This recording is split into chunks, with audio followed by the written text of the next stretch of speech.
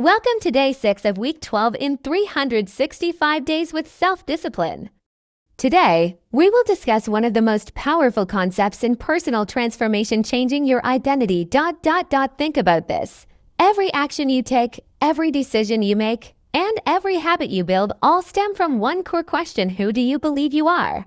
Most people fail at self-improvement not because they lack motivation, but because their identity does not align with the change they seek. A smoker trying to quit still sees himself as a smoker. A person struggling with fitness sees themselves as someone who hates exercise. A procrastinator sees themselves as lazy and unmotivated.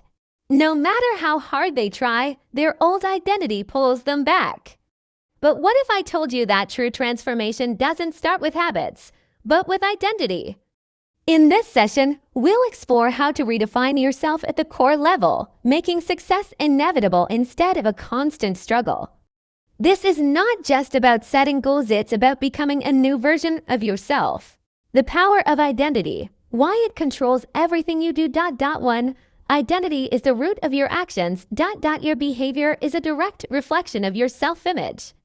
If you see yourself as undisciplined, your actions will reflect that.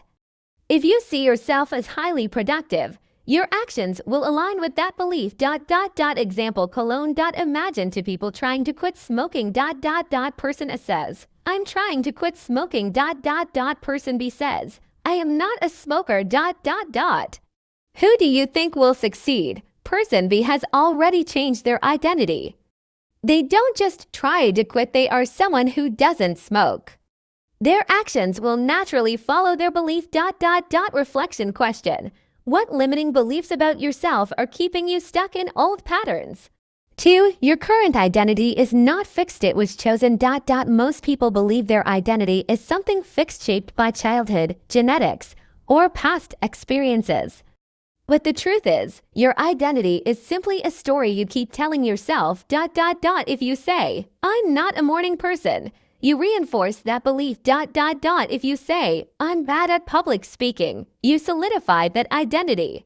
If you say, "I'm not a leader," you will act accordingly. But here's the breakthrough. If identity is just a story, you can change the story. Personal perspective. There was a time when I used to say, "I'm just not the kind of person who exercises." That identity kept me stuck for years, but one day, I stopped focusing on trying to work out and instead started saying, "I'm an athlete in training." At first, it felt like a lie, but the more I said it, the more my brain adjusted. Eventually, working out became effortless because my identity had changed. Action step: write down one identity you need to change. Replace it with a new one. Say it daily. 3. How to redefine yourself. The 3-step process. So how do you actually change your identity? Here's a powerful step-by-step process. Step 1. Decide who you want to be. Most people try to change their habits without first deciding who they want to become. Do you want to be a disciplined person? Do you want to be a confident public speaker? Do you want to be a person who always follows through? Define your new identity with absolute clarity. Example: instead of saying, "I want to be more productive," say, "I am the kind of person who always completes tasks ahead of schedule." Action step: write down a new identity statement that aligns with the life you want. Step 2. Prove it with small wins. Your brain needs evidence to believe in your new identity. The fastest way to change is to take small actions that align with your new self. If you want to be a fit person, do one push-up today. If you want to be a disciplined person, wake up 5 minutes earlier tomorrow. If you want to be a great communicator, start speaking more in meetings. Tiny actions create proof. Proof strengthens belief. Belief reinforces identity. Example: James Clear, in Atomic Habits, tells the story of a man who lost 100 pounds. He didn't start with an extreme diet. He started by telling himself, "I am the type of person who never misses a workout." He would simply go to the gym for 5 minutes every day. Over time, that small habit grew, and so did his belief in his new identity. Action step. Identify one small daily action that proves your new identity. Step 3. Eliminate the old identity. You cannot become someone new while holding onto the past version of yourself.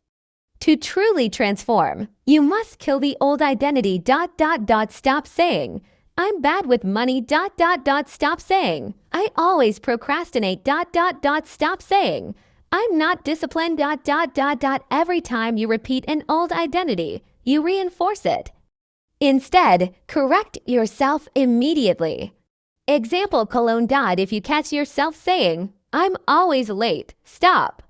Say instead, I am someone who respects time. Personal perspective. I used to struggle with confidence. I told myself I was shy and introverted, but one day I made a rule. I will never describe myself that way again. I forced myself to speak in groups, introduce myself to strangers, and embrace social situations. Over time, my identity changed. Action step. Identify a negative label you've given yourself. Replace it with a new one.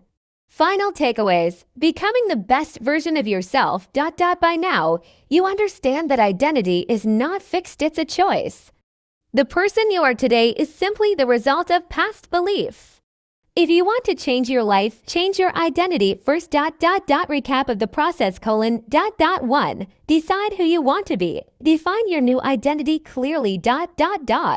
2. Prove it with small wins. Take tiny actions to reinforce belief. 3. Eliminate the old identity. Stop reinforcing limiting beliefs. Closing challenge. I want you to ask yourself: who do you need to become to live the life you truly want? What new identity will you adopt starting today? What small action will you take to prove it? Remember, identity is not something you find, it's something you create. Choose wisely, act consistently, and soon, you'll wake up as a completely different person. Thank you for joining me for day 6 of week 12 in 365 days with self-discipline.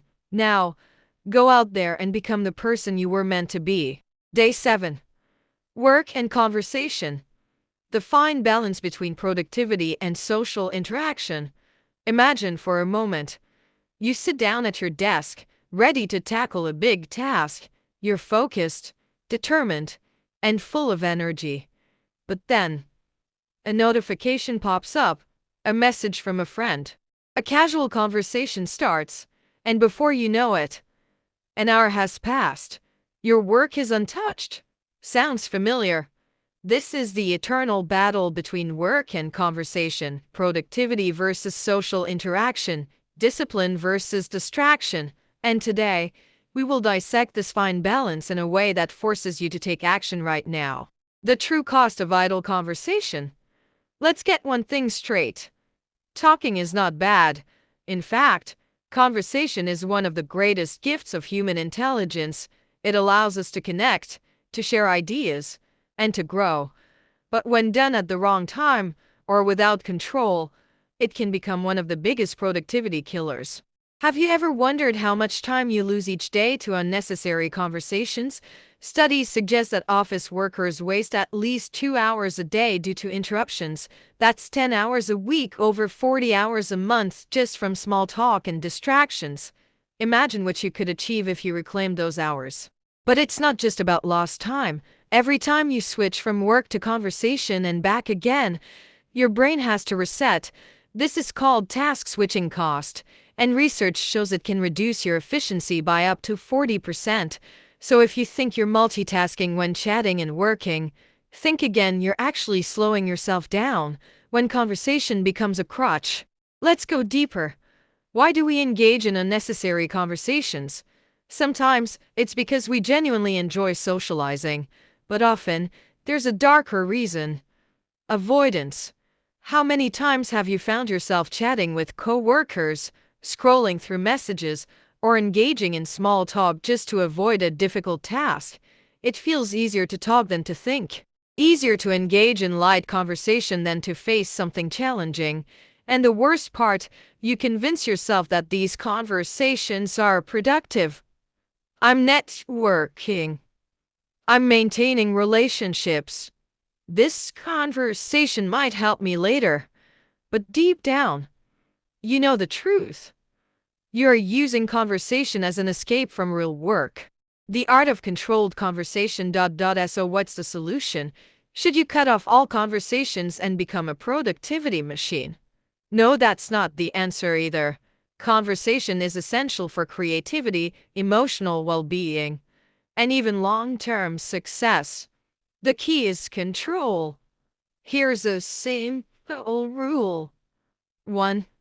Set clear work blocks. Define specific time slots where you work without interruptions.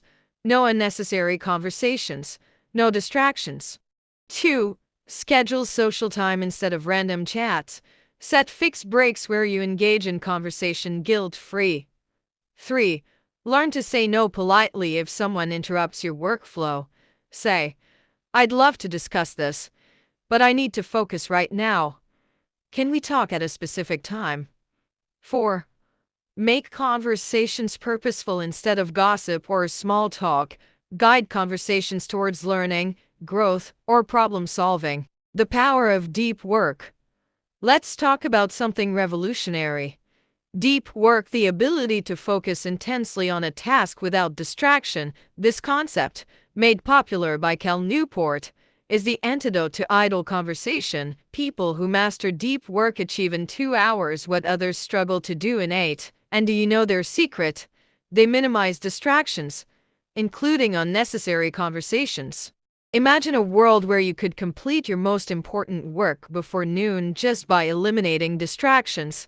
Imagine feeling completely satisfied with your productivity just by structuring your conversations wisely.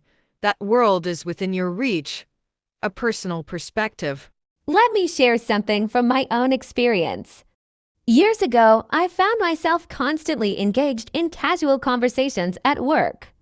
It felt good, like I was part of the team, connected, engaged. But at the end of each day, I felt empty. Why? Because I wasn't making real progress on my goals. So I made a radical change. I started blocking out deep work time. I trained myself to control conversations. I became deliberate with my words. And guess what? My productivity skyrocketed. My relationships improved, and I felt a level of fulfillment I had never experienced before. You don't have to eliminate conversation, you just have to master it. And when you do, your life will transform. Final thoughts. Take action now. Now it's time to act. Right now, ask yourself, how much time am I wasting on idle conversations? Am I using conversation as a way to avoid real work? What steps can I take today to balance work and social interaction better? The next time someone tries to pull you into a casual conversation while you're working, pause. Think, is this conversation worth your most valuable resource, your time? If not, take control, redirect it. And watch your productivity soar. Because in the end, the people who achieve greatness are not those who talk the most, but those who know when to work, when to listen, and when to speak with intention.